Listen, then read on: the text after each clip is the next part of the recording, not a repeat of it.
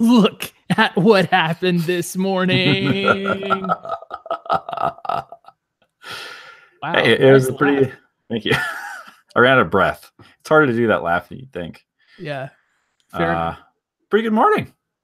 Pretty good morning, except for how early it was, and 2 consecutive morning games. And how much I turned off my alarm this morning instead of actually getting up and watching the game. Yes, you cannot be held responsible for your actions. After I made such big talks of getting up early every day now. Yeah. It lasted one day. Well, you have another opportunity tomorrow, my friend. I do. I got big plans as well. We'll see what happens. Yeah, good. Hey, by the way, your camera is a little bit side to the side, so if you can pan over, that might be excellent. There you go. Especially because I want to see that iron that's right behind you. It's back. Good news. It's back. The comfort of the iron. Now I feel at home. Everything feels right now. Everything feels right now. And not only with us on this podcast, but with the 100 Thieves. This podcast being the Den of Thieves. Welcome. Oh, yeah. I'm sorry. Welcome to another episode. I am this guy. He's that guy. And that's his iron. And this is my iron. And you're listening to that podcast where we talk about Black Ops 4. Oh, I can't wait. I got to get my hands on that. When's it coming out for the Switch? Oh, will it? I have no idea. It's not. I am not even going to pretend to know what's up with that because I have just been sleeping and watching League of Legends, basically. Eat, sleep, watch League of Legends. Man, that's how it is right now. We're both new to this Worlds thing. I'm considering taking off the month of October next year. Just a whole month. It's a full month. I'm sorry, I must watch video games. It's so true. I think your boss will be fine with that. Yeah, well, if not, I'll just leave my job. What's the worst that could happen? Jordan's ready to risk it all. I'm just kidding. I really like my job. If my boss is listening, I really like my job. But I really like League too. It's tough. It's a tough choice. Yeah. Yep. Well, I really liked watching this morning's game because we are back. We're back, baby. We are viable again. At least so it seems. At least we took care of the game that we should have taken care of. We did the job that was before us. Yeah. And we did it well. We looked really good. It's like this is the opposite feeling of the feeling that I had when we recorded last night. Pretty bizarre. Yeah. I gotta say, so obviously we get a win and we closed it out really well. Like we looked great from about 25 minutes on. Yeah, I'd say 25. We didn't look super great ahead of that though. Like it did take us a while to get where we were. Mm-hmm. So while initially I was just like so thrilled with everything, I just had that like feeling of, hey, we got the Worlds win. We're not going to go 0-6. At least for maybe a day, we can shut some Redditors up. Those Redditors, man. Upon further reflection, it wasn't a super clean thing. And man, that was a bloody game. Bloody game.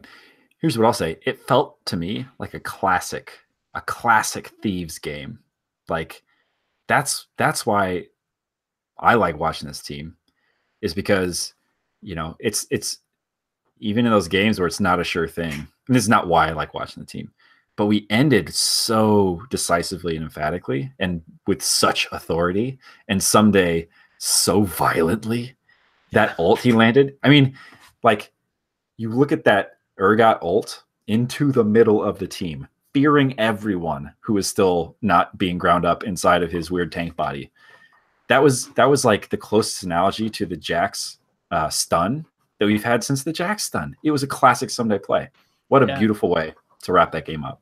It is pretty baller to just pull someone out of the team fight into your grinder or whatever while you're just pushing into the back line. It was amazing. It's a thing of beauty. This thing ain't stopping. So yeah, we get the win. 33 kills combined between the team though. That is unusual. Yeah, we came to fight, man. It has to be one of the bloodier games of Worlds, right? Yeah, I think so. I mean, I couldn't say definitively. I've been watching a lot of the games via highlight because that's just what my schedule allows right now. But I feel like, especially in play-ins, there were a few games that were like 10 kills. You know, well, that's like the Korean and Chinese way to play, right? Is not a whole lot of kills. I feel like there are some Chinese teams who are pretty bloody and who just go in. But yeah, it is more of that grind out play, I think, is typical. Yeah. Gosh, there's a lot to talk about, man. Yeah, it's especially couching this in the context of the conversation that we had just last night about where we are as a team and what we need to do and how we're feeling and what the mentality is going to be. Yeah. Overall, I got to say that if last night or yesterday, I guess, our loss to Fnatic was the worst possible mentality outcome that we could have had for that, which I still stand by, this is one of the better possible ways to respond. I'm not going to say the absolute best because there's some things we can improve on, but this response was more than just getting the victory. It was resetting the team. Yeah, for sure. And I think this was a victory that, in my mind, it gave me confidence that this team is in a lot of ways more resilient than anybody gives them credit for. I think including you and I. And that they really do seem able to put the games behind them in a way that I think is really important. And I mean, you don't need to look far into the subreddit to see like the level of alarm and rage that people were feeling about our day one game. So to come out and play the game that we did this morning, the team is not worried about it, right? They're clearly not. They're not dwelling on day one. They're playing in day two. And because if you're still reliving day one, you don't have the game you had today. You just can't. And that's definitely a credit to the individual players, but I would also say that's a credit to Prawley for making sure that everybody's in the right place mentally. And from what I could glean from, there's an interview with Prawley that I watched with Travis, an ESPN interview with Aframu. And I think I may have even read something else with maybe another player, but it appears that at least some of the players are completely ignoring social media and Reddit and all that stuff right now, which is probably a very good thing.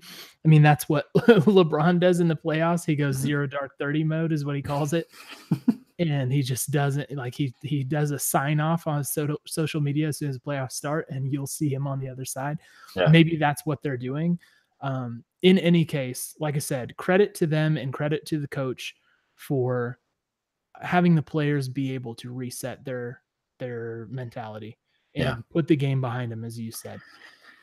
You know, we've talked about over the course of the season, we have, and other people talking about NA have talked about this a lot, but the role of the coach in League, I think League in particular, coaches have been there's been a spotlight on coaches because there's been a lot of coaching changes.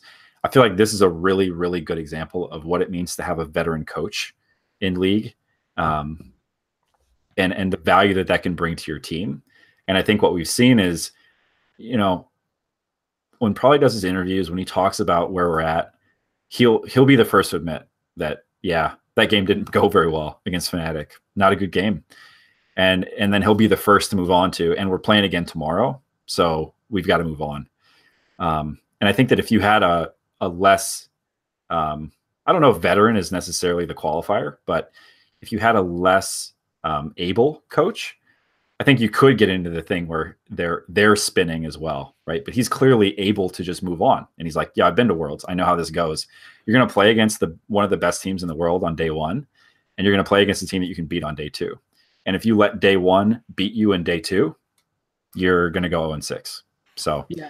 And I think in that interview, he specifically mentioned his 2016 with H2K, where they opened something like 1-2, and then were able to turn around and have a great Worlds after that and get out of groups and everything. So you're right. The experience of a veteran coach coming in, it can't be anything else. Yeah, it's huge. It's huge. And this is another thing where I feel like we're like, if you are 100 Thieves home office, I'll call it. I don't know if that's how they refer to themselves, but home office. Like, this is data for you on Probably. This is how he coaches in Worlds. he is a coach who can rebound and who can get your team back into it, right? So that's more really valuable data, like we were talking about yesterday. So we're learning a lot already, and I'm encouraged to see that. Like, we've changed the way we play significantly from day one and shown that we can change that, which is a really good, important thing. It is pretty important too, especially considering I think a lot of the criticism of our first game against Fnatic would be pointed at him in particular, because what are the two things we heard? The draft was bad, and starting Rikara instead of Cody Sun. Like, those are kind of decisions that ultimately rest with Prolly. So, again, so we see the other side of him where it's maybe not the actual in-game choices that are being made, but the behind-the-scenes thing that's really enabling the team to show significant progress just in one day. And let's make no mistake about it. The competition from today was significantly easier than the competition from day one. So I'm not going to act like this means that all our problems are solved and we're going to be just fine and we're going to be able to beat Fnatic and IG and all that. I'm not going to say that that's what this means, because obviously G-Rex is not up to the level of the other two teams in our group. But I'm telling you, they're on a hot streak. There's something about being on fire. And they looked fine, totally fine. They looked like they belong, and they had one of the strongest, if not the strongest, play-in performance. So I also would not dismiss this win as simply GG easy, right? Oh, yeah. If you find yourself making the argument that, but G-Rex isn't that good, you need to pause and check yourself, because you're moving the bar. Reckless himself said, he was interviewed by Travis as well, and he said that was one of the variables he used to get to his conclusion that 100 Thieves is the weakest team at Worlds. He's like, I mean, now that we have G-Rex in our group too, you could even argue that, so he's doing it as well. And I think that's fine, right? And it's fine to say that G-Rex is probably as good as or better than 100 Thieves, because we beat them. And that the fact that we beat them doesn't change your assessment of them overall. They are a very good team. They've played incredibly well so far at Worlds. We talked yesterday about how they tested IG, right? There were points in their game with IG where it looked like they were on level footing. So and even ahead. You don't get to take that away now that we've beat them. And so what that does is it changes the way you should be talking about us. And if it doesn't, you are probably entering hater territory where you're not really thinking about this rationally. Right. So the point is, let's be honest and objective about it, where, like we said, we know G-Rex is not IG and they're not Fnatic, but they're not some team that doesn't belong at Worlds either. Right. So let's take that for what it is. I mean, they had a smoother run through play-ins than Cloud9 did. And they did not lose in play-ins. Oh, they did. Well, they lost one game in a best of series. In a best of series, yeah. They didn't lose a series. So yeah, they're not a weak team. So let's get into the game a little bit then. Yep. Draft. We saw a huge change in the approach that we took in the draft. The first pick being locking in Urgot for Someday. That was one of the adjustments that everybody was really calling for, was having Someday on a carry type champion. And we finally got it. Now, it's been pointed out to me that some of the like the carries and top that work right now are pretty limited and they can be banned out. So a lot of it is an Urgot Aatrox kind of thing. And beyond that, in scrims and stuff, it hasn't really been working out to have, like, the carry pool is more limited than it was before Worlds patch. Right. Like, even we talked about maybe a Darius, like even maybe Darius isn't working out as well. So that's been suggested to me. And I could certainly, based off of how our draft went for the game one, I could maybe see some evidence supporting that. But in any case, they let Urgot through. Mhm. So one of the 2 consensus carry champions right now was let through, and someday got him, and thank dear heavens that he did. There's more than a shade of regret running. It's the same as we were talking about with like we let Aurelia through, Which we didn't this time. We we trauma banned it banned. out. Yeah, trauma ban. I saw that and I was like, thank you, because Yeah. I don't want to play against Aurelia again. Yeah. And actually, I learned my lesson and came prepared with our bans and picks in order. So thank you, sir. I have those things. So we banned out, our first round of bans was Varus, Aurelia, and Rakan. So we also broke up the Zai Rakan lovers duo, which was smart. And we ended up taking Zai, which I was know. after breaking it up. They banned Aatrox, Talia, and Alistar for their first round of bans. So something for everybody there.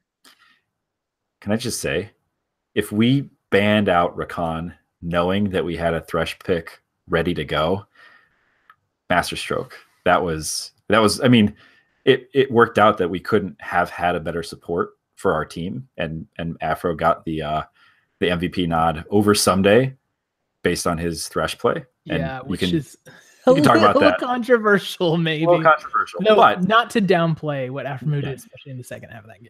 And nobody would argue that he had a bad game, right? It's not like it's like, whoa, what? I mean, he had a great stat line, and he is hugely important to the team. But if that was, again, like, let's not overlook the things that we're doing really well. If we banned out Rakan knowing that we had a Thresh pick ready to go, that was a really good move. That was a really, really good move. Yep.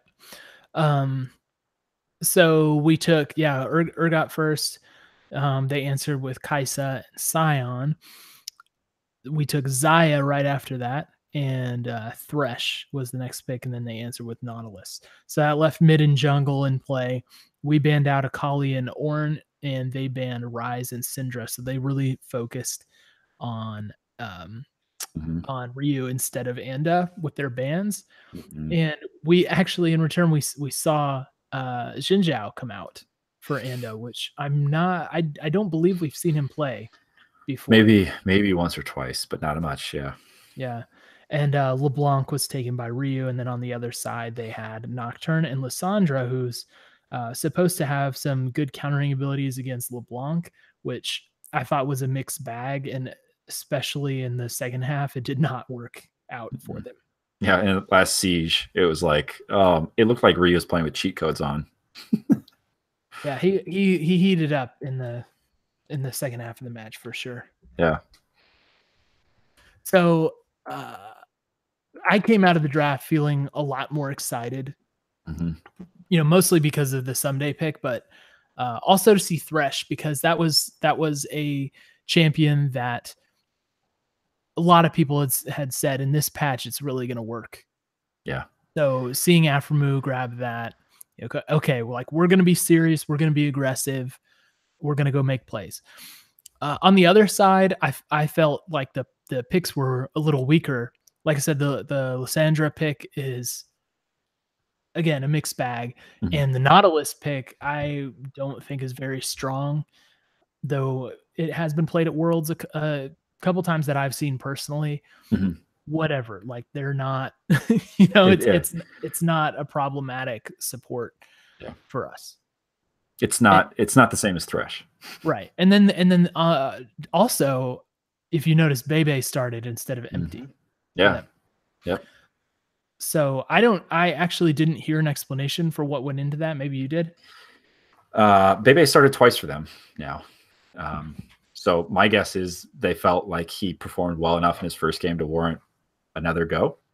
Well, he was originally playing for them during the split, right? And then they switched to Empty for playoffs or something like that, I think is what the story was. So making the switch back after having a very successful run was there has to be something to that. It's a bold choice. If I knew more about G-Rex, I would probably have an idea of what the thought was there.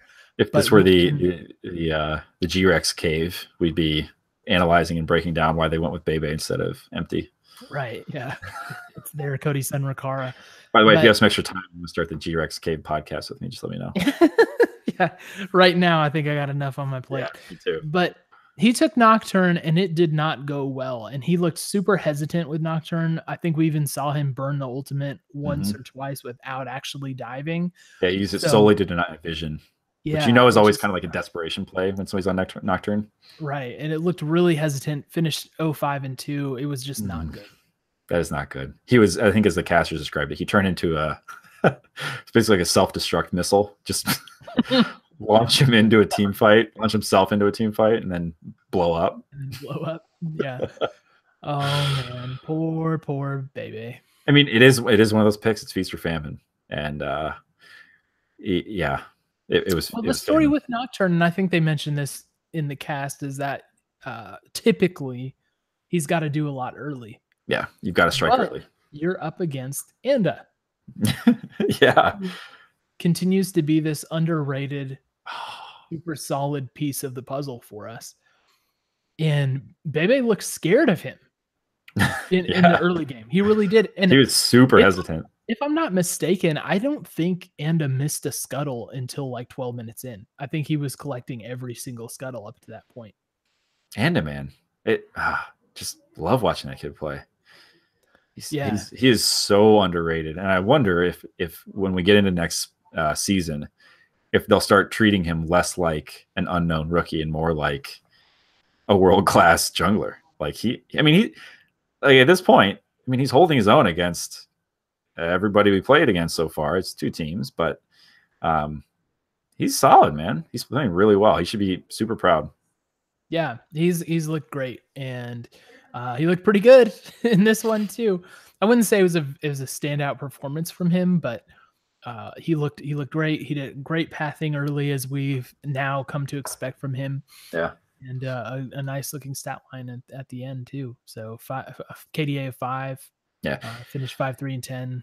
He had a couple of fights where he just tore through the enemy team. I think there was at least one fight with a double, maybe one with a triple, and it's not that significant whether it was, but there were a couple fights there where he was the one landing the killing blows, and so I mean that makes a huge difference, right? Because sometimes people kind of sneak away, but he was cleaning up for us for sure.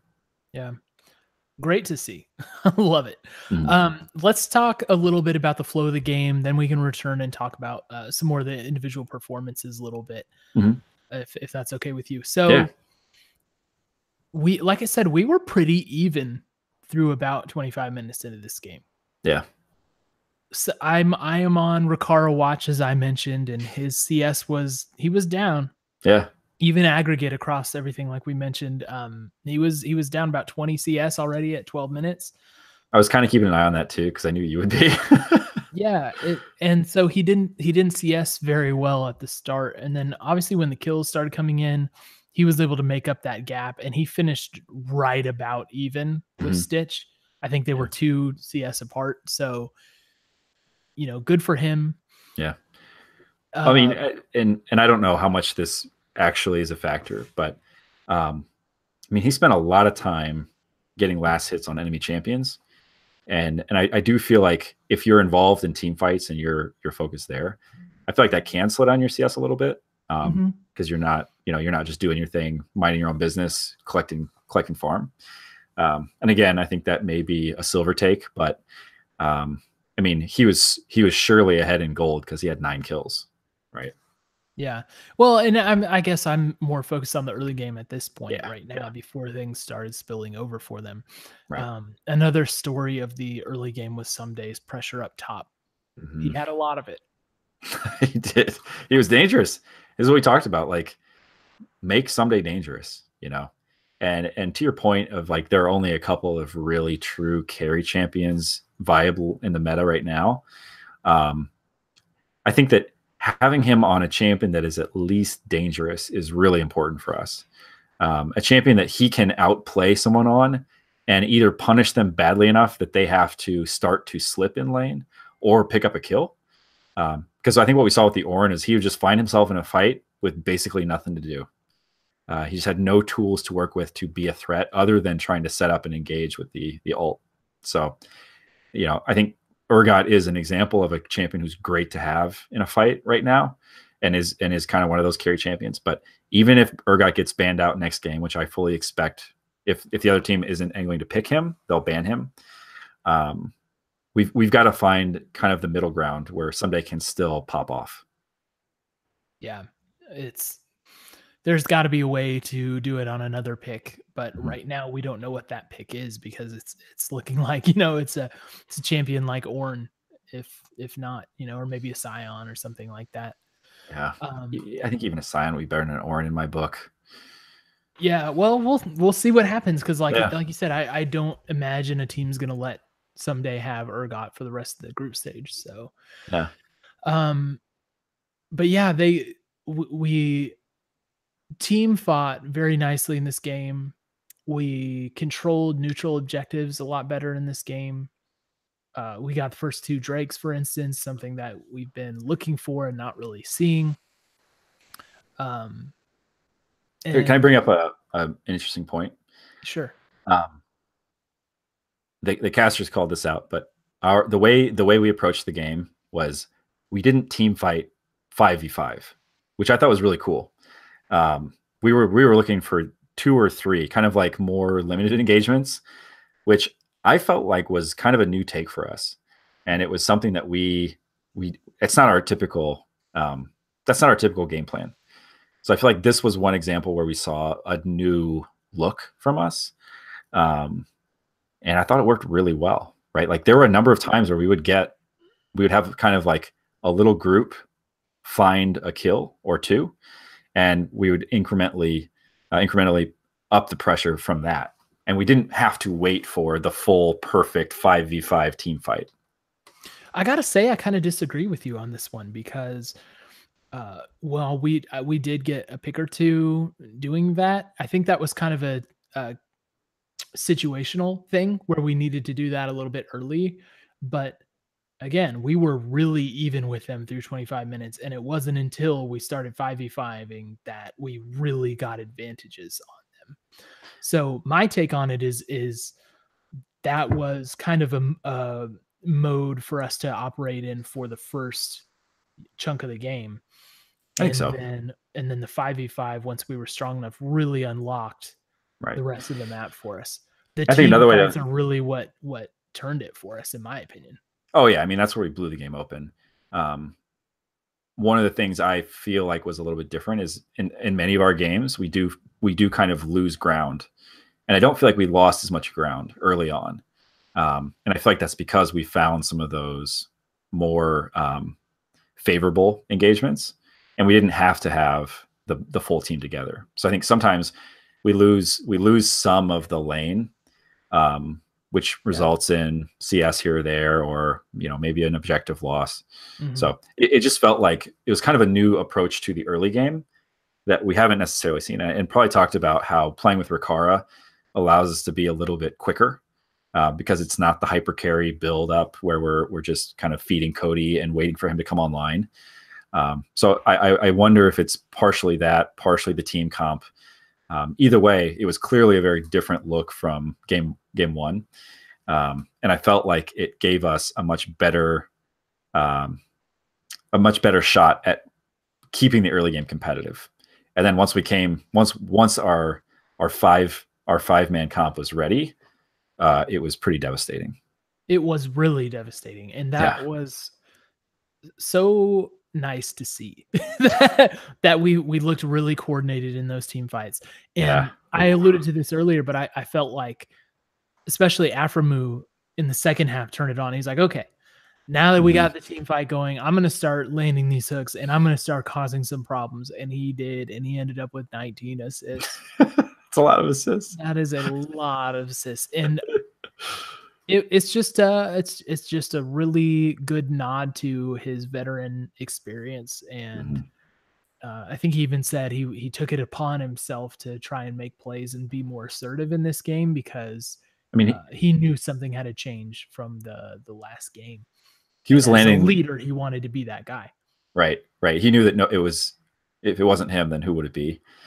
He was landing hooks he was landing so many hooks that the team really couldn't even do anything with some of them. They were like, so it was just like, I feel like the team wasn't expecting it, right? It was like a hook over a wall on a guy who was at max distance. So by the time the hook kind of wore off, I mean, he was still pretty far away, but it was just like the dude was hitting whatever he threw out there. It was pretty sweet.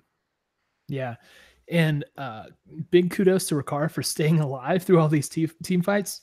Mm-hmm. Especially there was one in particular where Stitch did his ult to, I'm forgetting the name of it, Killer Instinct or whatever, to ult forward on Kaisa and really go after him and try and burst him down, and Rikara just took him out. He just denied him. He reacted super quick and shut that down. And that, I mean, that was a moment for me where I knew that the game was going to be different this time. Yeah. So there were a couple of those where it came down to basically one auto.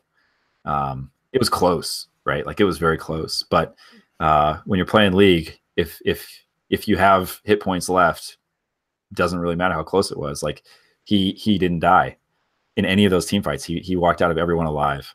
And in some of them he got chunked out early, right? And like, you know, he wasn't as effective as he could have been because he got hurt, but he won every duel, and they threw a lot at him, like, and he answered them. So yeah, he played a great game. Yeah. Let's talk about Baron really quick, because we had a pretty big team fight on mid, and that's actually, I think that's the fight I'm referring to where Rikara was able to take out Stitch. Mm-hmm. Afro got a hook on Nocturne to finish him off at the end, and it looked like it was going to be Baron for us, and they were able to TP in and actually drive us off of it, even though we got a kill. So we had to reset. And then Ryu got solo killed by Stitch on mid. That was kind of nasty. And he initiated that too. Right. But then we had a crazy team fight on mid where we were styling on him, and Someday got the Fear Beyond Death. Was that the one where Andich got the triple kill and that? Yeah. And we got Baron off of that, and we capitalized on the Baron in a way that I rarely see us do. Yeah, man. Because we took, if I'm not mistaken, we took 4 turrets down. That's the thing they're doing in this world. Chat, correct me if I'm wrong, but we took 3 or I think 4 even turrets and bot inhib. And a lot of that's thanks to Someday, who had pressure on that tier 2 bot already, because he's a beast. Yeah. But man, we don't typically, I mean, we do fine on Baron. Like we've talked about the importance that the team places on Baron and how we use that to win, but we really, really took objectives with that Baron. And from that point, it was pretty much impossible to recover the game if you're G-Rex. I mean, at one point, and this probably wasn't too far after the Baron, I think it was a little bit, maybe like during the siege, our last siege on their base, we were up like 12K gold. I mean, it was insane. Like, yeah, the game was close for a lot of it. It's been a while since we've had a game end that lopsided. It was a very decisive. Yeah, it just felt like we like there was no question. There was no question. There are a couple Someday, and I think one of them was during that fight leading up to the Baron. It was vintage Someday. It was like, I mean, I don't know if it's just Urgot and where he's at in the meta right now, but he was doing all of the best things that we've seen him do on different champions throughout the season on one champion. There's one fight he had, and I think this is where Anda picked up the triple, where it was it was Someday versus 4 of their players. 4 of them, yeah. He just pushed forward and was like, okay, I'm going to 1v4. You guys take care of the 5th. And it's not that, I mean, we've seen him do that on Mundo, right? Where he distracts. He was legitimately fighting and kind of winning. And winning against. Like, it wasn't just like he was buying time. Like if they did the replay where they show the total health bar for the people involved in the fight, do you know what I'm talking about? Yeah. It would be Someday, his icon highlighted. There are 4 people on their team, and I think his health bar was higher than the 4 people combined. It was amazing. It was so good. I just loved it. And at that moment, I was like, okay, Someday's playing his game. Like, we're in good shape. This is going to be fine. Yeah. Well, so let's move on and talk about some individual play. an individual, current form or whatever, and then we can do some wrap up and talk about tomorrow. So we've already talked. I think we've talked enough about someday, except for maybe who's your MVP? Is it Aframu or is it someday? For me, I think it is someday. And the reason I think it's someday is because that his performance in this game was kind of, in my mind, it was kind of bigger than this game. And I think that if he didn't play the way he played in some of those team fights, we would have lost this game. So for me, that's why he's MVP. It's because he was up to someday things, and that's what allowed us to finish the game the way we did. He did so much in team fights, and he did so much on the map. Yeah, split push. He crushed PK. Yes. Okay, that was not a matchup. He absolutely crushed PK. Right. And so in my mind, I agree with you. And I believe Aframu was actually given it. And kudos to him because Thresh, the Thresh play from Aframu was amazing and did so much for us. But I gotta say, I think Someday played the more important role in this particular game. Anda. What did you see from Anda? Anything we didn't mention that you liked? I more of the same that we talked about. I think some of the limitations of his play in this game, in my mind, were more specific to the champion he was playing. And that when someone's playing Xin Zhao, I expect for them to die a certain amount, especially before they have their GA. And he just doesn't have that much escape. So I feel like he played that champion exactly as you're supposed to, which is you get in, you mix it up, you disrupt people, you knock them up, you slow people down, you get people trying to escape. And if you're doing that, you're going to be a target. So I think he had more deaths than I think we sometimes see him have. But I attribute that more to just the champion and the role within the team that he had than poor play. Yeah, and really, like I said, his KDA of 5 when all said and done, 5, 3, and 10. It's not like he died a whole bunch or anything. So, yeah, great stuff. Yeah. Ryu is a conversation, I think. Mm-hmm. So my take on Ryu is that he bounced back considerably from the PTSD that I'm sure he has now because of the Caps performance. Yeah. And he did a pretty good job. He's still making some mistakes that I think he'll continue to recover from. Mm-hmm. I think he's getting back to form, which is good. That solo death against Stitch, that was really bad. But other than that, I thought he was pretty good, especially in the second half. He did have a super slick escape. Oh, that jungle. Oh, yeah, he was getting chased by two of them. That was so good, dude. Distorting every which way. Flashing, distorting. Yeah. Loved it. It was great. And I'm telling you, I was like edge of my seat. Like I was watching that, I was like, oh no, he's gonna die. He's gonna die. And then he got away, which was so cool to see. But I expected less from him in this game, obviously, because of I just thought he'd be in a worse spot after the Caps thing. So again, this is, in my opinion, a benefit of having a veteran in that spot. He's got so much experience that he's like, okay, I had that terrible game. My bad, guys. Mm-hmm. I'm back. Yep. I'm ready to play. To be a bit better, sure, but he played fine. He really he did a lot. I think as we were closing out the game, he had a lot of threat on, the poking and stuff that was going on when we were hanging out outside of their base and waiting for supers to come in and everything. I think he was very strategic during that time. He was chunking people out. I think is it Candy? Is that his name? Midliner? Yeah, that's the mid laner. He was chunking him out for half or more of his health multiple times. Like, back to the well, please. Yeah. Just take a quick trip, come back when you're ready, and we'll do it again. But yeah, I mean, and that's one where it's like I think the game was won at that point, but that's what enabled us to win it the way we did as well. So I'm not going to say that was like the key plays of the game, but it was fun to watch, and it did allow us to put the stamp on it. Yeah. I kind of feel like, so before we move on from you, we've seen two games from him, as we've seen from everybody, but two very different games from Ryu. And tomorrow morning, in just a few hours here, he's going to go up against somebody who is, I think we say this now? Two? I think even better than Caps. I mean, they beat Caps' final boss. Yeah, Caps, the final form. So we need Saiyan Caps. Super Saiyan 2. We need him to not lose this game for us. I'm just going to say that very bluntly. We need him to not lose this game for us. We don't need him to prove a point or, like we don't need him to get tilted, but like, we don't need him to prove that he can stand up with these guys and box. Like he needs to play it safe. He needs to not die. He needs to maintain at least some kind of lane presence so that we don't get crushed through mid. Yep.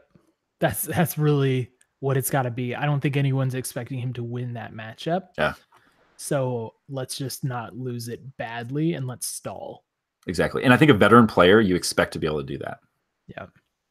And I think he'll understand that that's what's needed from him also. So not too worried about that. Yeah. But good point. So we talked a little bit about Aphromoo already. So I'm going to just focus on Rikara for this, and then we can move on. So obviously, hey, we got Rikara again. So after all of the start Cody Sun that we saw, they started Rikara. Probably said he did this because he felt it was our best chance to win was to play with Rikara. That's kind of the line that we've heard him give every time this has come up. He did go into it a little bit more with Travis. He said based on, so it's our best chance to win based on how the scrims were going, how we're playing with the different AD carries, how the champion pools are affected, and then how the champions are actually played between the two of them. And he also said us moving faster is going to be more important as we go on. So these were kind of like the reasons that he gave for the Rikara start. We both were saying, let's pump the brakes on Rikara. Let's give him some more time to show us what he can do. And he went 9-0-9 in this game. It was an okay game. It was an okay game. I want to see Cody next game. I'm kidding, obviously. Here's what I will say. So 9-0-9 looks great. Then again, it was a much bloodier game than usual. So you can kind of dial that down a little bit for a better feel on what it is. It's still an amazing stat line. Good for him. But I also just feel that it was better on paper than it actually was in the game, if that makes sense. So I'm not sitting here like I still don't think Rikara deserves to be playing or whatever, because obviously it worked out very well for us. And you and I both have been supportive of this experiment, if you want to call it that. And even in light of such a great performance, I think that he had a lot of the success that he had was the great team fighting that was going on, which relies on everybody. And it wasn't such an individual standout performance from him. And he did great. It was a great game, and it was a good individual performance. I think 9-0-9 is a little bit deceiving on how good it was. That's all I'm saying. I think that's totally fair. That's totally fair. There are 9-0-9 games where you get 5 kills in lane, you smash your lane, and then you get 4 kills on your way to destroy their nexus at 25 minutes. That's a 9-0-9 game too. Maybe not the 9, but the second 9. So I take your point 100%, which is when you have an Urgot who is standing in the middle of 4 people with shotgun knees blasting in every direction, they're going to be focusing on you less, and they are going to be weakened, right? So he certainly benefited from having an incredibly strong Urgot there to tenderize the meat. Like he was just swinging a hammer around, beating people up, So yeah, I think that's a fair point. And this is not one of those like he did what, like he did that all on his own. So yeah, I think I'm with you on that. He played a very important part of the team's strategy as a whole, and he played that part well. Yeah. So kudos to him, especially because, as was pointed out, by the analyst desk afterwards, he is the player with the least amount of experience ever that's left in the tournament. So I mean, I would be, you'd probably be hard pressed to find anybody who's ever played in Worlds who has less professional, like truly professional, non-academy experience. Yeah, I can't imagine what it would be. Yeah. Well, he certainly has done well in this game, and I expect that we're going to see him again tomorrow. Yes. On the backs of that, I don't think that you'll see a switch up. And he's going to go against Jackie Love, which is going to be a tougher matchup. We're going. I think this will be a more truthful evaluation of him, and we will still remember what points we made earlier about the context of who he's playing against and how he measures up against that specific player, rather than say like your typical NA 80 carry. We'll keep that in mind, but I think we're going to get more of the truth on Rikara tomorrow. Let me bring up 2 quick points. So Reckless, in his interview with Travis, said he felt like Thieves was so weak in part because he didn't understand why we came out and played standard meta. Yeah. And I think, and I want to just reinforce this point. If we send Rikara out tomorrow and ask him to play standard meta, he will be destroyed. He will get beat so soundly that people will be crying and pulling out their hair and saying, why didn't we play Cody Sun? Even though it wouldn't have made a difference.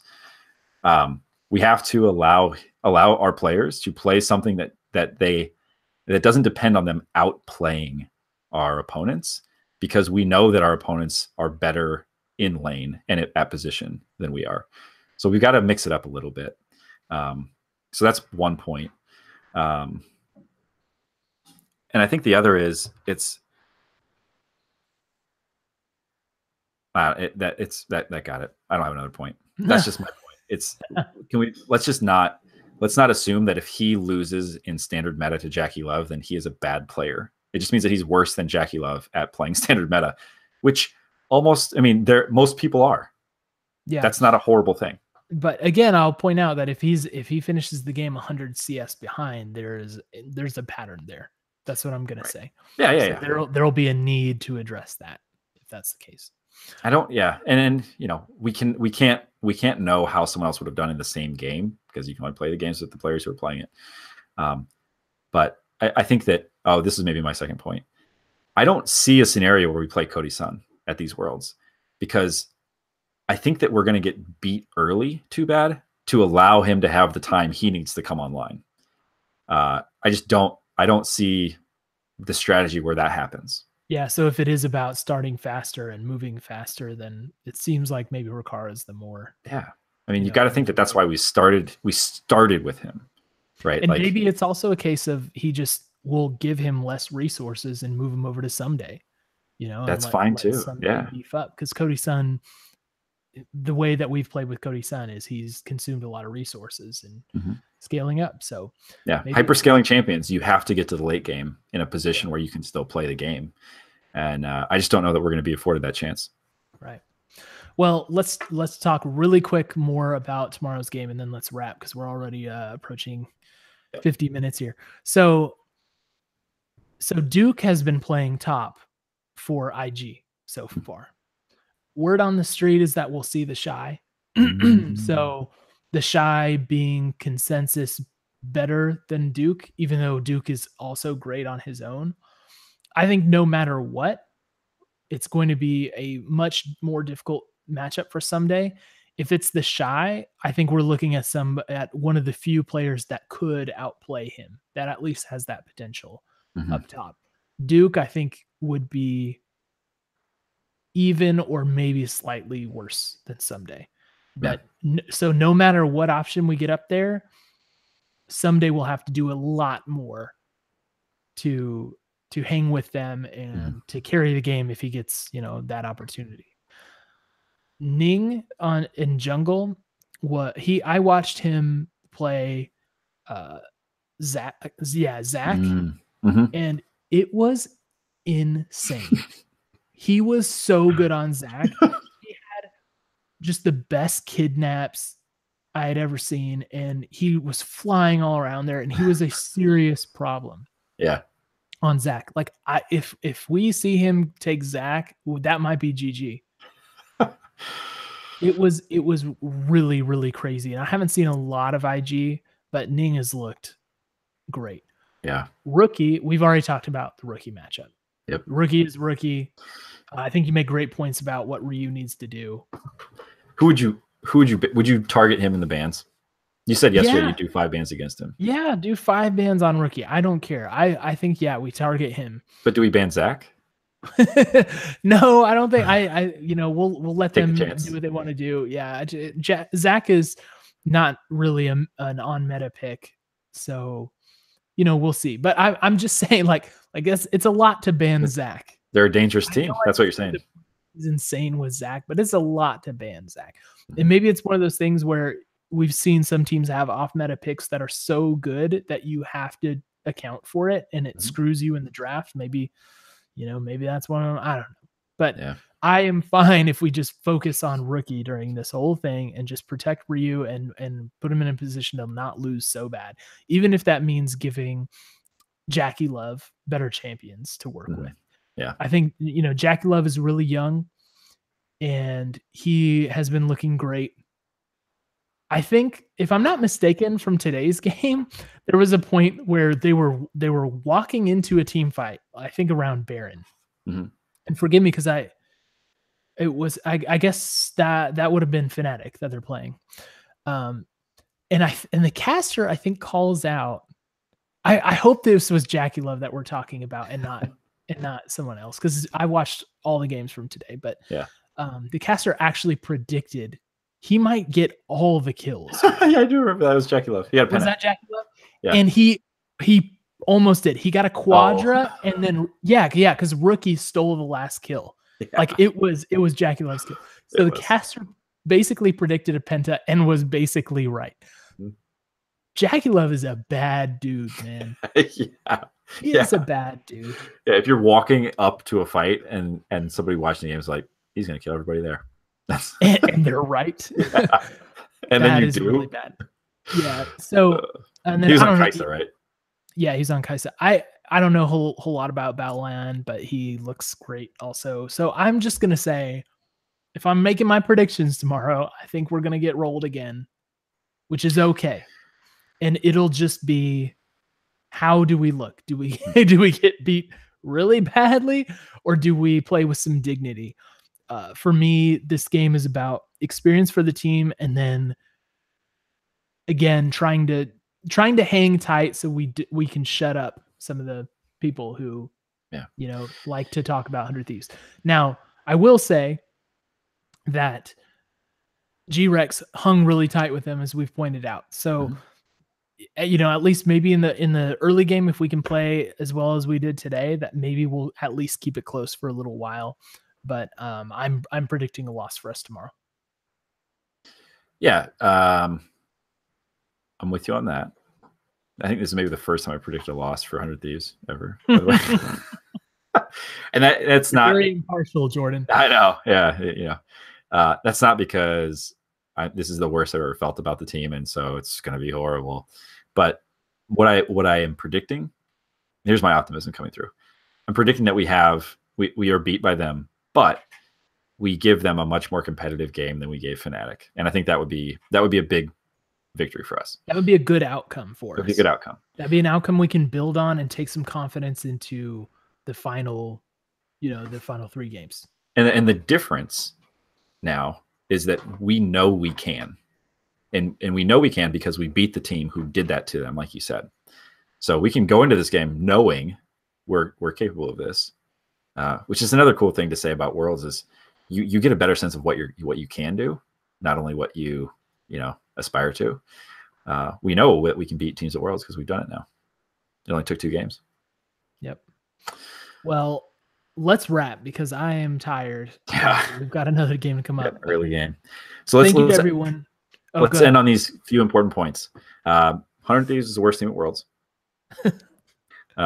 Cody Sun is always and will forever be our best option.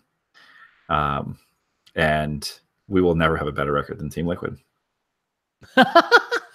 That's a nice little trio there. Well done, my friend. I actually, if you don't mind, I'd like to end on another note because today was a pretty cool day for us because not only did we get our first Worlds win, but for us, for our podcast, we crossed that threshold of 100 subscribers on YouTube. So we became an official, like, oh, we got a custom URL. And that's a tiny amount of listeners, but we just started doing this thing on a whim. So that makes me very happy. And then not only that, but we crossed over 250 subscribers across all of our channels. So thanks to everyone for subscribing and for listening, for being here with us as we talk about things that we don't fully understand, but we just love 100 Thieves, so we want to talk about it so much. It's having been fun so far. Yeah, yes. It's been fun so far, and doing Worlds coverage is crazy, but we hope you like the increased frequency, and we'll stick this thing out as much as we can, as much as our eyeballs will remain open. And one final reminder, tomorrow is the merch drop. So we've got Cream hoodie, varsity t-shirt, and the geography t-shirt. All available tomorrow. So 12 p.m. Pacific, 2 p.m. my time. I will set a reminder on my phone and get some goodies. Yay. Goodies. All right. Well, hopefully we'll be back tomorrow night talking about a win against IG. Oh, wouldn't that be something, man? That would be something. Yeah. So we'll try and announce during the day if we figure out whether or not we're going to be able to do a pod. But we hope to be able to talk to you all tomorrow. Yeah. Thanks for joining us again. And we'll talk to you again soon. Yep, and we'll see Jordan's Iron soon. So see ya. It'll be here tomorrow. Come back. All right, later, everybody. See you.